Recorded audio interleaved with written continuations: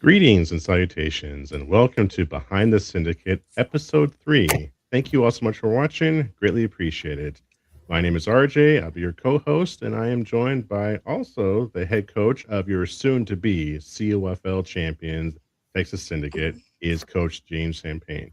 We also have a very special guest in Annalisa Orta, and we'll talk to her in just a second. So, Coach, thank you for joining us tonight. How are you doing today? Well. How's everybody doing today? Grateful for being here. Yes, sir. And Anna, how are you? Annalisa, how are you doing tonight? Hey guys, I'm doing well. Grateful to Excellent. be here too. Excellent.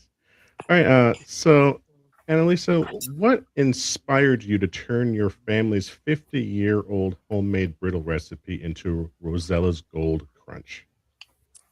Yeah, so last year there were quite a bit of changes that were going on, and some of I have so start off. I have four brothers, and they reached out and they were like, "Hey, will you help us? Start this business?" My mom's been making brittle for about 50 years, and I had time, and I think it was just right. It was the right amount, like the right time to do it. Um, and so we just said, let's just do it. We were all aligned on what we wanted to do. My mom was on board. I really think she would have probably done it about 20 years ago. I did lose one of my brothers. He passed. I think that changed her a bit. And that would have probably been when she would have done it at that point. So when we talked to her about it, it was, she was on board. And so a little bit of the story behind our name, if you look at our legal name, it's all of her children's initials, along with my mom and my dad. So, we were truly creating it as like a family in it together. So that's really what inspired us to do it last year. Oh, really nice. So I was about to say, can you share the story behind the Rosella's name and how the family tradition started in the kitchen? But it sounded like you answered that. Yeah, well, so my mom's name is Rosella's, and we named it Rosella's Gold Crunch.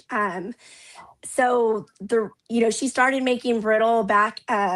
She's when my oldest brother was in. We all went to Catholic school here in like the small town in Texas that we grew up in, and my mom worked at the cafeteria. Right, she was at that time. It was like they were. Volunteers, but they also were room moms because they would make brittle.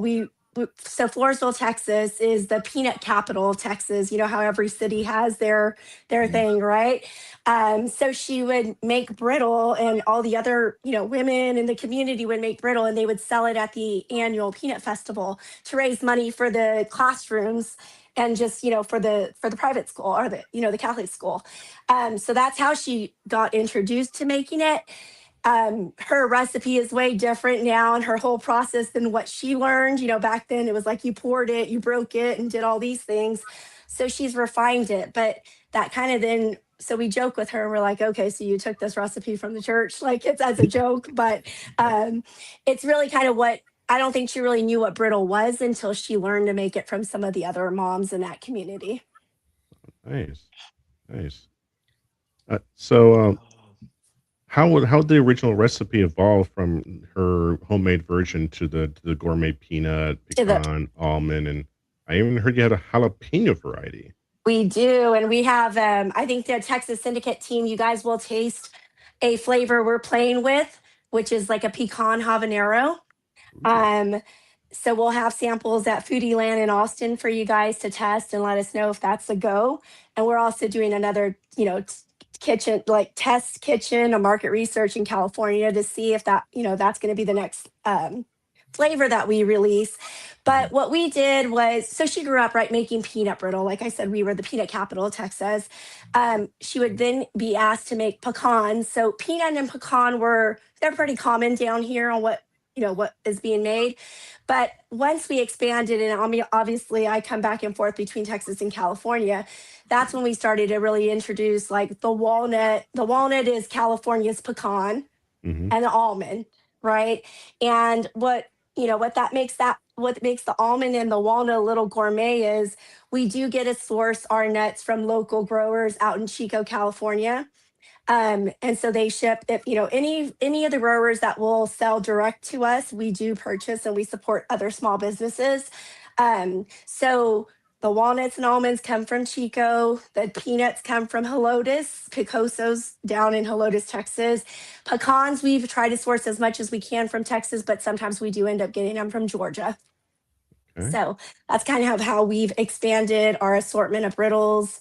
And then of course, when we have these pop-ups, we hear from customers like, have you thought about pistachio or macadamia? And we're like, yes, we've thought about it. We just need to see if it like fits really, the whole process. And then of course, like you start to get into the operations of the business and having multiple flavors. But yeah, it's been fun.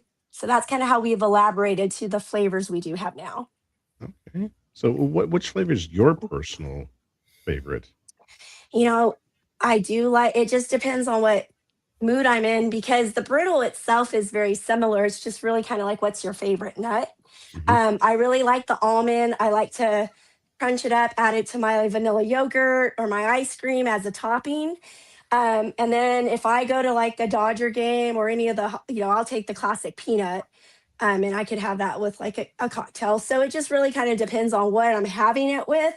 But I think on the sweet side, it would be the almond. On the salty side, I like the peanut and the peanut jalapeno. Nice. So I just wanted to say something. So for those who don't know, right, Rosella's Golden Crunch, that's one of our partners with the Texas Syndicate, y'all. They're a business in the area that we're gonna be playing in that Austin area. So that's why Miss Annalisa is on, um, because the intent of our show is, I don't like the sponsor word and all that good stuff. You're a part of this team. That's just no mistake about it. Straight from the horse's mouth, right? So welcome. Thank Glad you. to talk to you. Glad to actually see you. We've been texting quite a minute, right? And, Mhm. and get on the same page with things, but truly an honor to get a face-to-face introduction, so to speak, before we meet up on Saturday, as well as with our other leadership with the Texas Syndicate. So Saturday, tell us, a little bit more about the foodie event. I know for us, I'm looking forward to being there, not only to meeting you and everyone that's a part of your team that's now a part of our team, but to dialogue, to eat. I'm not gonna lie, or to taste. You want to call it? The- Not gonna lie about that, but just tell us about that event. Location if you can. What other things are part of that event? All that. Yeah, no, thanks for the question. So, this is our first year doing Foodie Land. Like, as you guys know, we just started our business in October of last year. So we were super stoked that we got in this year. We're like, we're going to do all the Foodie Lands in Texas. So we're doing the 3 here in Texas, and we'll do the 5 out in California. And we'll also do Portland, Oregon. So Foodie Land it's a traveling food festival for those of that haven't followed them on Instagram. And that's what they do. They kind of start out east, right? Like I'm calling, this far out east, and then they work their way west as it gets towards the summer months. But they offer about 150 vendors. It's going to be things that you probably haven't tasted before, or some of them are like gigantic cups of lemonade and really cool little like gadgets. They'll have live music. A lot of the local Austin artists are going to spotlight there. And then they have games. So it will take place at the Circuit of Americas. I just actually went there this afternoon to pick up my pass and see where our booth is. It looks really cool. Like the way they set it up. There's a little bit of construction. If you guys see that, just follow the signs, because that's what I had to do when I went and checked in. Because I think they're building out the Circuit of Americas and expanding out. But it's going to be a really cool place. Hopefully the weather it holds up. They're going to have music, live bands, and I mean, even the vendors, you can go follow them on Instagram, Foodieland Texas, just the regular Foodieland. They have the vendor lineup and you can see where everyone will be set up too. So we're looking forward to it. We are as well. So, from a journey standpoint, right? Probably more so business. You transitioned from a career in biotech, Yep. pharmaceutical pharmacist, right? To entrepreneurship, right, and to business. So, what prompted that shift? And what skills from your corporate background and experiences have been most valuable in building what you have now with Rosella's Gold Crunch? Yeah, so I think a lot. So I was in pharmaceuticals. I started my career at a biotech company startup in San Diego back in 2005.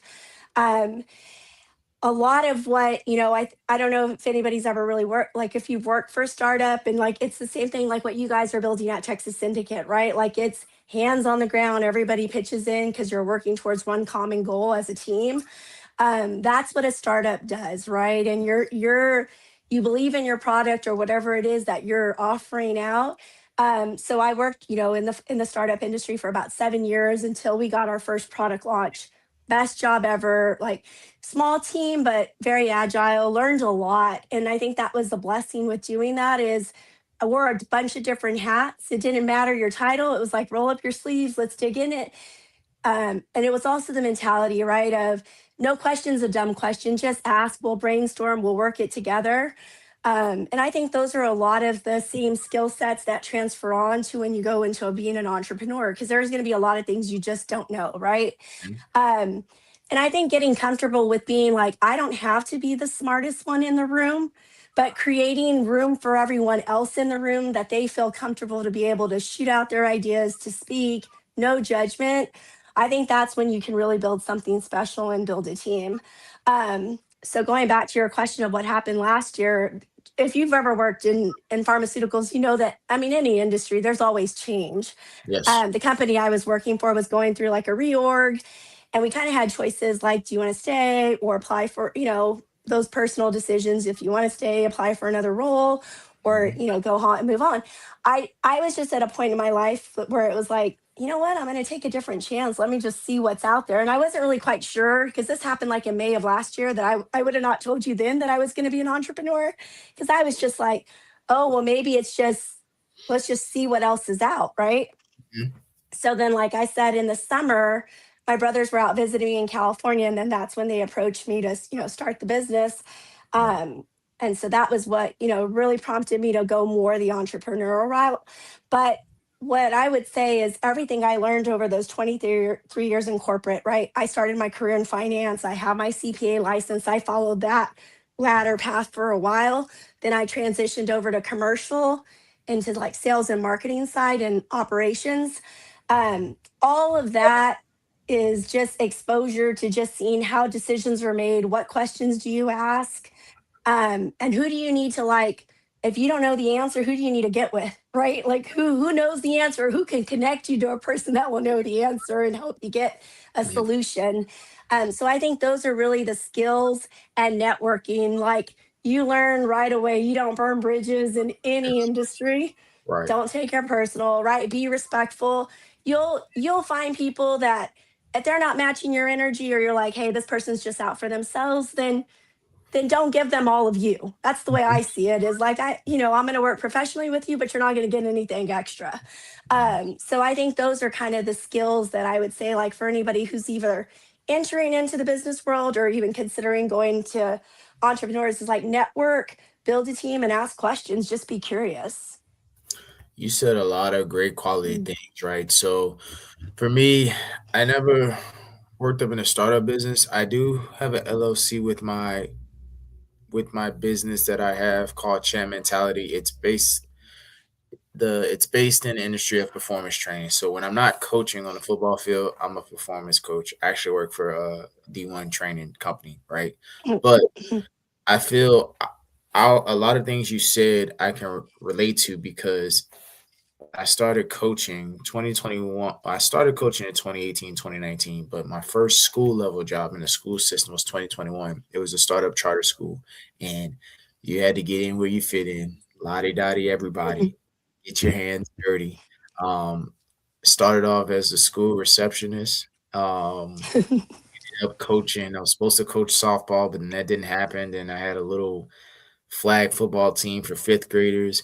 And then by the time we got into Christmas break, had to serve as the athletic director for the rest of that school year, right? So doing that piece with the Texas Syndicate, right?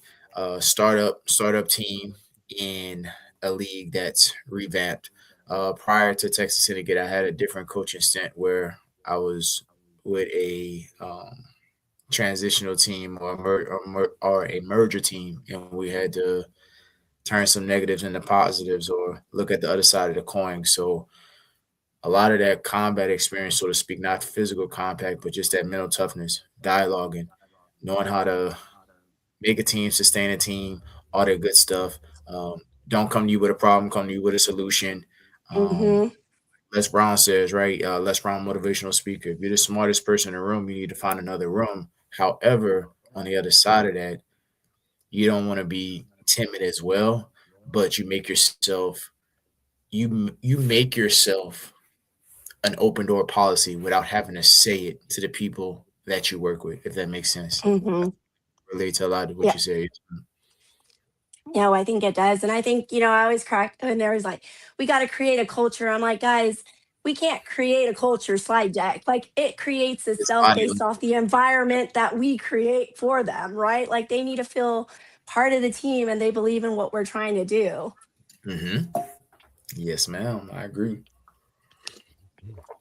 So Annalisa, what are some of the most memorable customer reactions or stories you've heard about someone enjoying your brittle? Yeah, so I talked to the team actually because thanks for sending, a little bit of what was going to be asked too, right? Because I wanted to get their insight as well, right? I know what I hear when I go out and I do the pop-ups. Um, I think one of the common ones that I personally have heard is when people think of brittle, a lot of times they'll think about, their grandmother or their mother or someone who made brittle, especially like down in the South. I know Coach, you're from Louisiana, or you at least did LSU. So I know Louisiana Yes, knows I'm what from brittle is, right? yes, ma'am. Um, so like I feel that usually when we connect and they're like, oh my gosh, like your riddle's so good, it takes them back to a memory that maybe they had with a family member or when they were growing up. Mm-hmm. So I feel like that's very fulfilling for us to hear. Another great thing is like when we hear, hey, your brittle's not sticky or it's not hard. Well, that's great for us because we're like, well, that's why our brittle is different. That's That's that's the that's what part. differentiates us.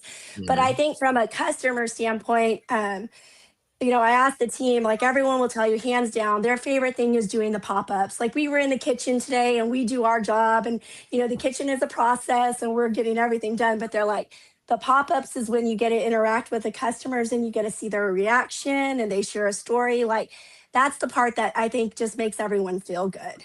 Mm-hmm. I like that. I like that. So, has there been any Brita fails or funny kitchen moments from Yes. perfecting your recipe? There have been. I mean, so the brittle, like the first thing is, my mom, when we started the business, she's like, well, you just check it and it's going to look like you're going to just know when it's ready to add the nuts, right? And the peanut process is different than the almond and the brittle because we use raw peanuts. So you got to go cook them a little bit longer. I was like, Mom, you can't train, right? This is then now putting me on the business hat, right? Like operations. Like I can't train someone to say, oh, just grab the spoon and you're going to know, like it's going to look like a thread. I need temperature and I need time. I need 2 data points to get the people who are making the brittle to feel comfortable. Hey, it's this temperature, this time. It's about the time and then this is the touch that she's talking about, right? And then Mm-hmm. this is what we add the nuts. So I would say early on, that was one of our, just getting it into a process because, like I said, she can whip us a batch up. She's not even because she's been making it for so long. Right. Um, and then we don't pour and break, so we hand pour into like single patties. And the reason we do that is it doesn't become thick, and that's what keeps it being like light, airy, and fluffy, right? Crispy. versus the stickiness. But we've had interesting shapes on those pores, like heavy pores. Like we joke, and I don't know if you guys know what those little like. If you've gone to like a pan dulce or Mexican bakery, they have different. They're these ones that look like a pig that are made out of molasses. We've seen some of our brittle look like that shape because we're like, yo, it needs to look like a patty. So I think, and I've done a mold. We have a mold, and we're pouring into a mold now. But those were some of our early challenges of just, training the team, getting them very comfortable. And I think part of that also is, going back to like, hey, you're going to make some mistakes. Can you guys make them with the less expensive nuts then, or just the brittle? Because and if it doesn't meet the quality, like scrap it. Like we're not going to sell what we wouldn't want someone to remember us by, right? So I think but that also that comes back to like empowering the team to feel that they can make that decision. Like we don't want to just sell whatever it is. Like we're not trying to make a quick buck. Like we want it to be quality. And because if we do it that way, they're not going to buy back. They're not going to buy again. And how disappointing would that be from a customer standpoint? Like I would think about it from my side. So I think those are really kind of, hopefully that answers your question of just like the early stages of what we had to solve for. Mm. I like that a lot, and it sounds like y'all are not grooming but molding your other employees to not only be where they're at, but you can do more if you decide, whether it's with the brittle company, your own interest, your own industry, whatever it is. Something in the military, right? I was in the army, 2 up, 1 down. So literally, if you're not creating other leaders or other decision makers, and in real life empowering them, not just saying it, but actually physically doing it, then what are you doing it for? Number one. And number two, from a customer standpoint, yeah, hey, you want customers to come back, but that impact is so important to y'all because when you taste that brittle, I want you to think about something that took you way back. Or if you Mhm. taste it the first time, this is your moment when anytime you taste brittle ever again in your life, you're gonna think about us. That's the mindset. I like that mentality a lot. Yeah, Mm. thank you. And thank you for your service. Oh yeah, yes, ma'am. Yes, ma'am. Thank you. Mhm. Oh, I have So, another. Oh, sorry, go sorry. ahead, Coach. So, kind of run us by a typical day, like your battle rhythm at the Mhm. office, doing it right. What describe it from sun up to sundown? What is a typical day at Rosella's Gold Crunch? Well, I don't think there is a typical day. I'm thinking about it. I'm like, they're all different a little bit. I mean, there's some things that are consistent, right? Mhm. So we'll take today, for example. I was in the kitchen in San Antonio, came in from California yesterday, went Okay. to Costco, did my run, went to the kitchen. I was in the kitchen in the evening. This Mhm. morning, we wake up, whole team, we all go to the kitchen. Um, and then I go to Austin to go pick up our Foodie Land vendor tickets, right? Or our vendor approvals and everything like that. So I don't think there's like no, not one day is the same. And I think that's what we're all enjoying about it, right? There is some consistency when we're in the kitchen, our set hours. Of course, we need a process because everybody needs to plan their lives and we have to respect that. But from my standpoint, I feel like there's always something that kind of comes up. Sometimes people ask me last minute, hey, can you join this Chamber of Commerce meeting? We'd love for you to set up a booth. And it's like 2 days later, yeah, sure. Like we're not going to pass up the opportunity if it's a great opportunity for us. So I think that's a little bit about like what it is like right now. And I think that's mainly because we're still in that startup mode, right? Yep. Um, so hopefully that answers your question. My days are way different. I did jazz up our hair nets. I bought those like really cute scrubs, and I even have some of the ladies from other companies that work in the California kitchen asking me where they got them, and I ordered them some too. So it's like we are trying to make our hair nets look kind of cool and cute in the Gotta kitchen, be flashy when you're putting in the work. adding a little bit of a flash. And it's like you got to find fun while you're doing it, you know? But I will say, like going into the kitchen. So we have the two kitchens, right? I have one in San Antonio. We have one in Santa Ana, California. There's other vendors in there, and that's really cool just to kind of see what they make, talk to them. People come and stop by. Like, I think, it really gives you that sense of community, and other people are just kind of curious what you make. They'll try it. So, I feel like that's kind of like your boardroom or your meeting room back when we had them in corporate, but just people are dressed way different, and I feel like they're way more chill. Good deal. So, Annalie, looking ahead, what are your goals for the brand in the next few years? Are you going to like wider distribution, new products? Are you going to expand? What's the Yeah. goal? Yeah, so we are expanding. We got into our first, like we're in 3 stores here down in Texas. We're pretty much at the bigger pop-ups that are in the San Antonio area already.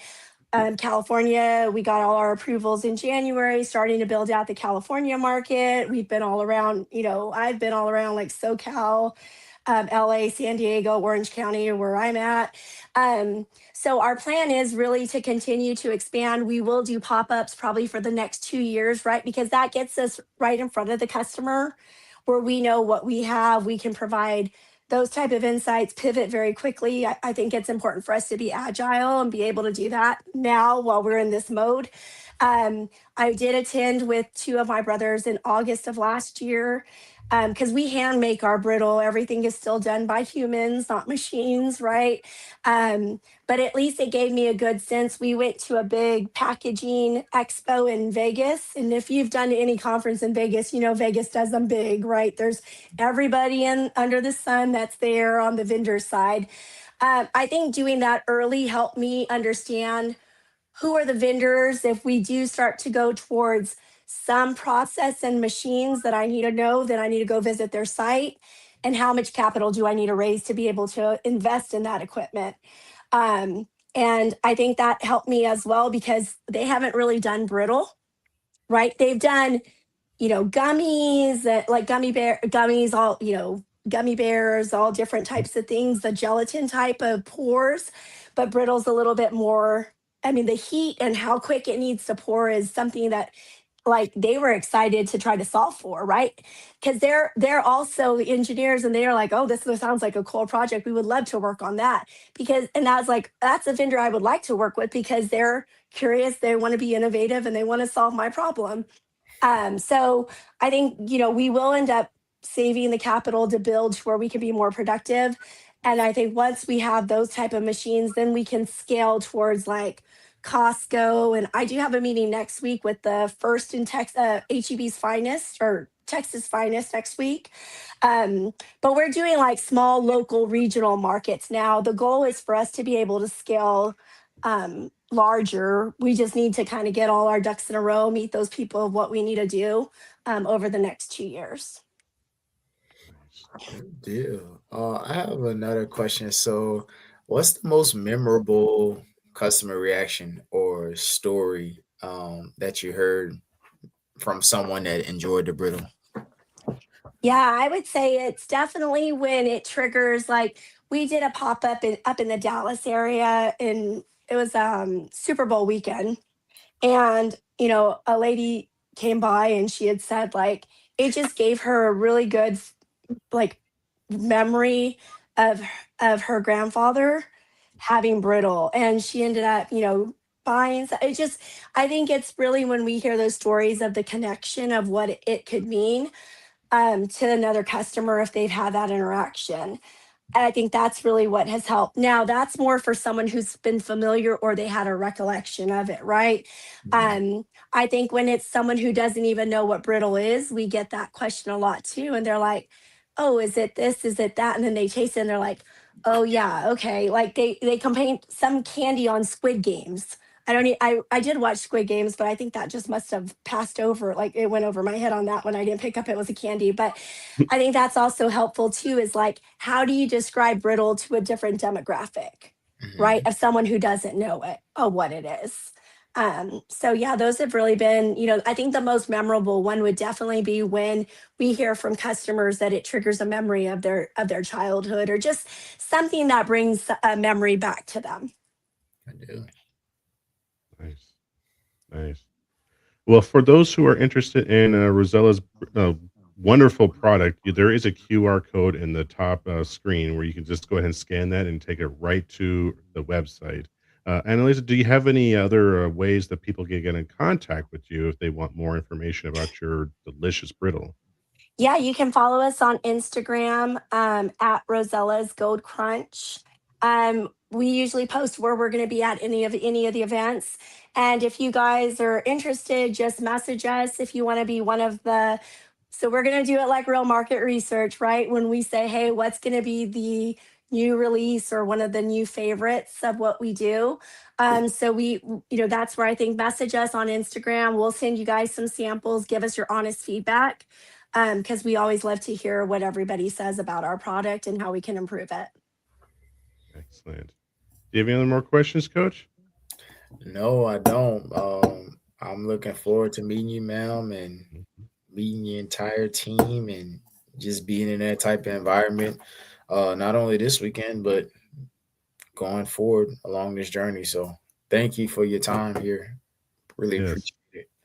absolutely. Thank you so much, Annalisa, for joining us. We greatly appreciate it. All right. I think she might have left. All right. Yes, so we want to thank our wonderful sponsor there, Annalisa Orta, who is the founder of Rose Little. It's a gold, a very wonderful product, and we are so thankful for her being a sponsor of the team. So thank you, Annalisa, for joining us tonight. Thank you. Thank you. All right. So, Coach, do you have any announcements that you have for the team? I understand that there's one bit of news that you would like to share. Yeah, so a couple of hours ago, I just made a video on all my social media platforms. Just some quick reminders. One reminder was about our podcast show tonight, Behind the Syndicate. We're going 3 weeks strong, going into the fourth week, which is coming up on a month. Uh, thank, thank Mr. RJ for not only doing this, but really taking it serious and really diving in and contributing. So grateful for that. Another one is reminder with our league, the Continental Football League. It's the People's League. It's not just a slogan. It happens in real life. All right. How can that happen? You can actually be a fan owner. So all of the teams in our league have that opportunity for fans to become owner. The Texas Syndicate. Um, I'll post it again as far as the link and all that good stuff. But if you go on the link, the Wefunder link that we have, it has information on how to become a fan owner. It's not a hard, complex process. It's a lot of options that you can have, and you will, real life, be an owner within our team. So that's one announcement. And then the other one, our page and our front office and everybody in our marketing team, our entire team, we are doing a $1 donation flyer or $1 raffle, whatever you want to call it, right? We just posted it, I think yesterday or this morning. So every person that's a Texas Syndicate comes up, right? That's the flyer right there. So hey, every time we come in contact with somebody or anytime someone sees our page, we're just on behalf of everybody from the Texas Syndicate. There's different options for you to send a dollar donation, right? That dollar donation can go towards anything related to the team, anything related to the fans. It just makes us all better as an entire community in the Austin area and Pflugerville area. So there's QR codes there. Um, hope you can Hope you can contribute and be a part of this journey, be a part of the team with us. And if not, if you can just share it with your circle, share it with your environment. We'll forever be grateful for that. So those were the main announcements tonight regarding that. Nice. So understand that just $1 can support getting, I'd say here, a hydration drink, an energy bar, socks, new training cones. So just as little as $1. That's it. Hey, that's it.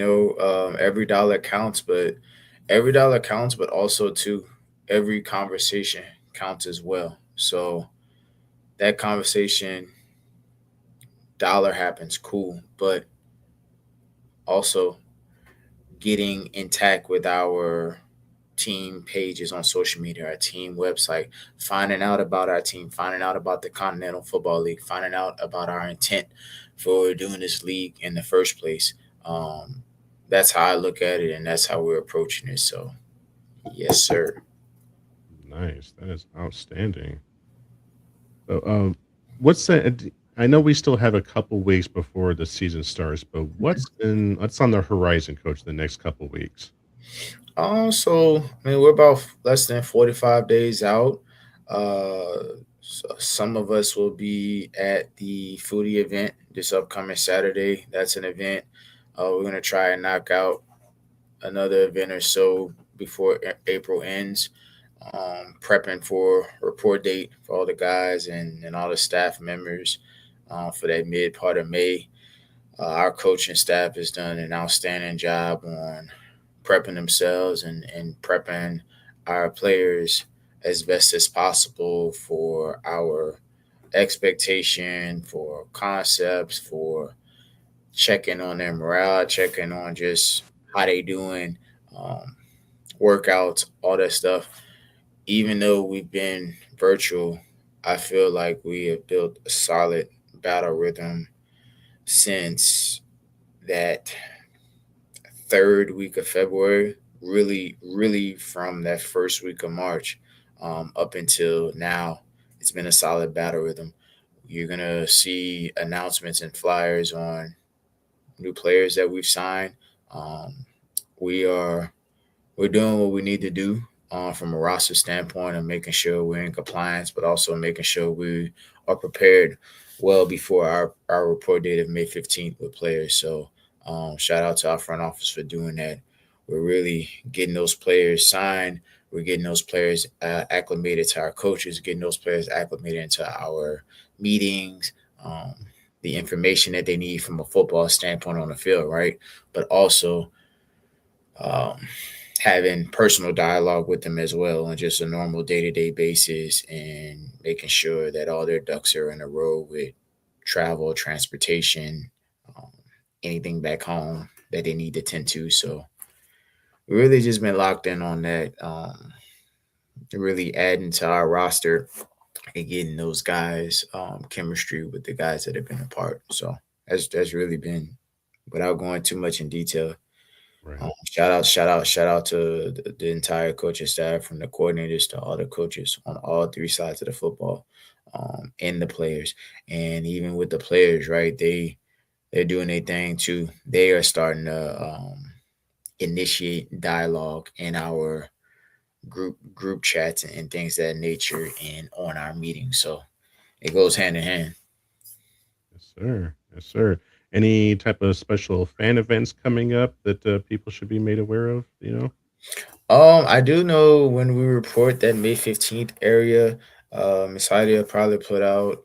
I think we're going to do another community event on May 16th. I'm not sure if it's a youth football camp or high school football camp. I think it's that, but don't quote me completely on it. I do know that we're going to be doing some things May 16th. We get the guys there May 15th, probably, and then May 16th, we do our little orientations, all that good stuff, do some stuff in the community, and then we hit it hard, that week for training camp.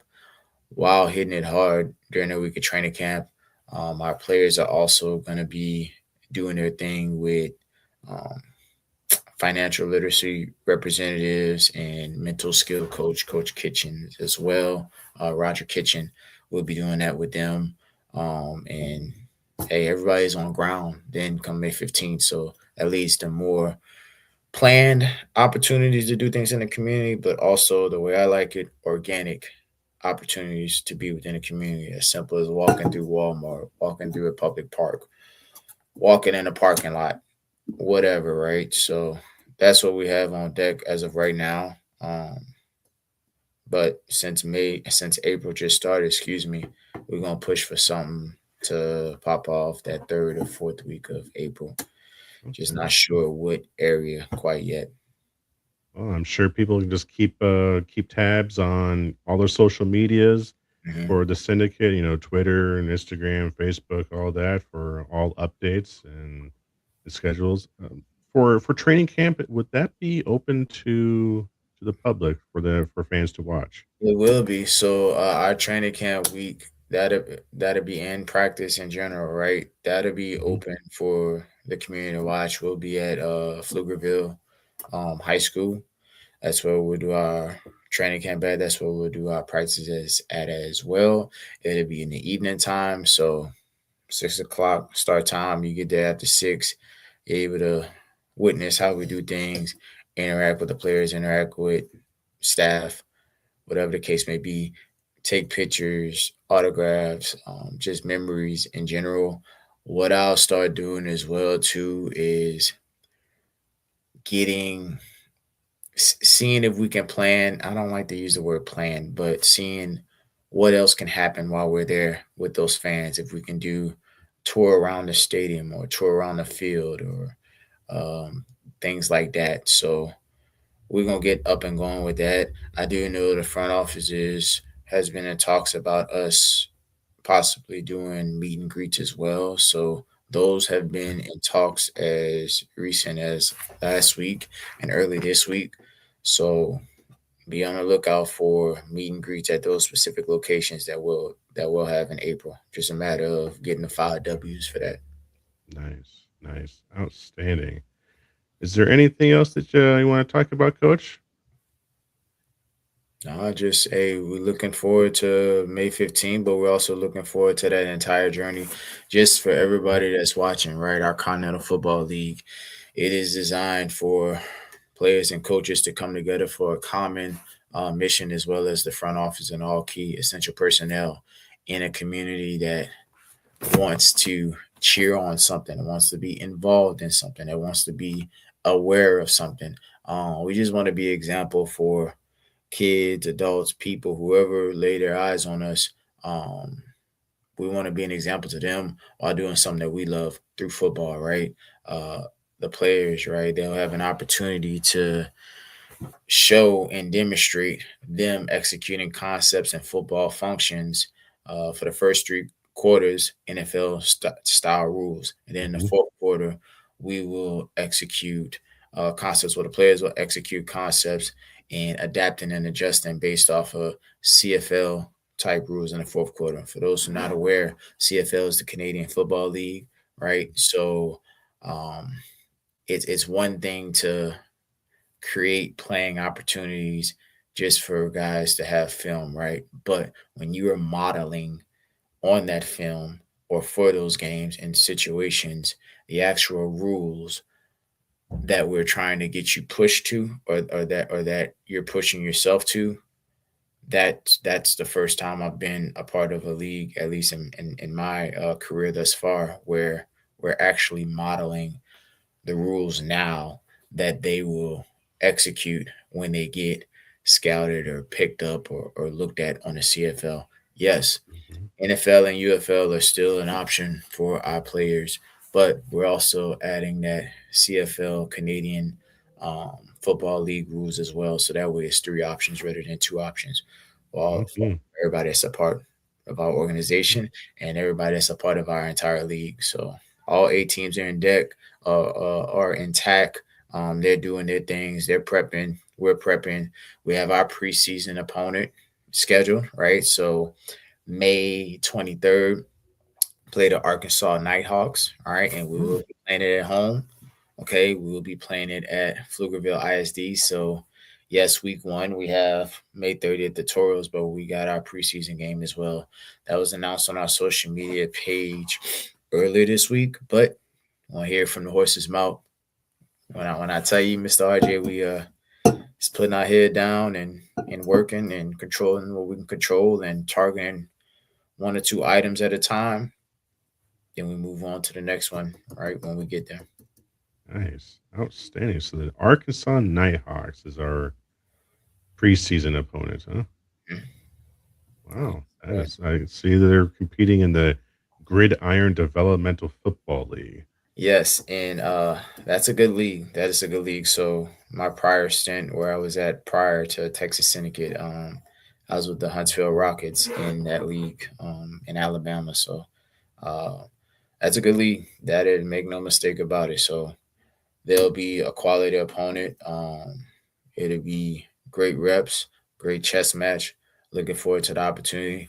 They're a part of the journey. So that's how we look at it. One moment at a time. Be where your feet are, and the chips gonna fall where they may.